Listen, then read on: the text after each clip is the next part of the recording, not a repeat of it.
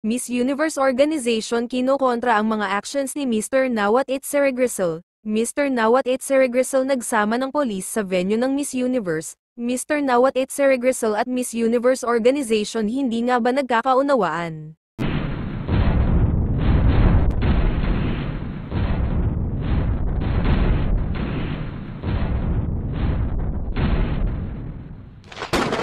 Nang magsi-dating na ang mga candidates sa Thailand last November 2, nag-announce si Mr. Nawat Itseregrisel ng isang voting contest para sa mga fans for them to have a chance to support their chosen candidate and put them on top, and whoever make it to top 10 will have a talk show and a dinner with Mr. Nawat and some sponsors, at sa botohang ito ay nag-una nga si Atisa manalo. Umabot lang naman sa 4.9 million votes ang nakuha ni Atisa leading her on top, at sinundan ito ng Vietnam with 2.9 million votes. Kasunod ang Indonesia sa top 3 with about 680,000 votes, pang-apat naman sa pwesto si Thailand with 264,000 votes followed by Ivory Coast at top 5 with 213,000 votes.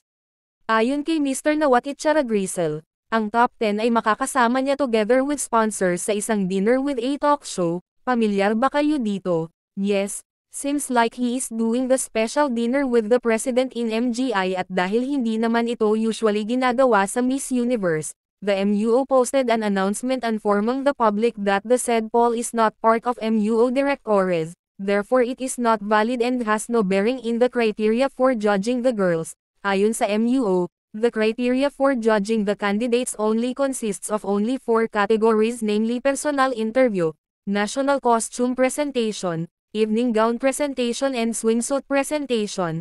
Ayon pa sa organization, no delegate will receive any form of preference or advantage outside of these 4 official categories. The integrity of the process is absolute and will be upheld with the utmost professionalism. Samantala, mas lalong pinainit ang miscommunication sa pagitan ni Mr. Nawat at ng mismong MUO nang magdala ng polis si Nawat upang alisin ang banner ng Playtime, isang online casino registered in Pagcor, Philippines as legit online gambling sites, posted as one of the sponsors of the 74th Miss Universe, but sadly, any form of gambling is illegal in Thailand, kaya upang maprotektahan ang mga girls, umilos na si Mr. Nawat para ay patanggal ang banner at patigilan ang mga girls na ay promote ito online at sa mga social media platforms. Nagkaroon man ng unexpected chaos, mabilis naman itong naresolba at agad na binura na ng mga girls ang nasabing online sites sa kanilang mga sapi at wala ni isa man ang nagpatuloy na mag-promote.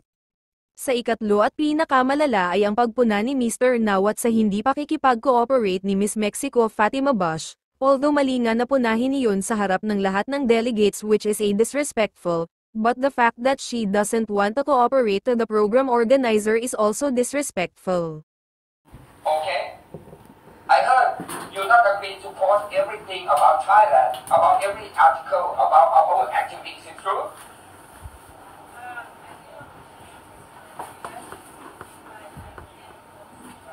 You can do it, okay? Can you do it? Because of the report from our staff, you don't like to post everything because your director from Mexico order you not pay any attention to post, to do any about host country.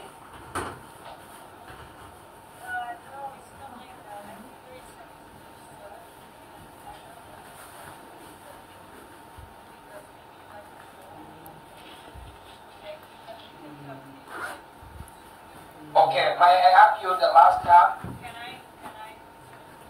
Okay, go.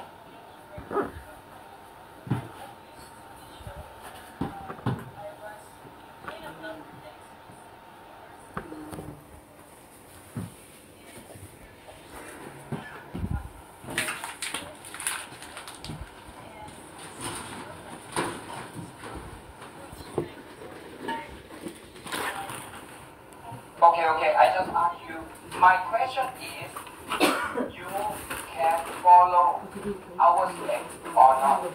You can post or not? You can work to promote Thailand or not?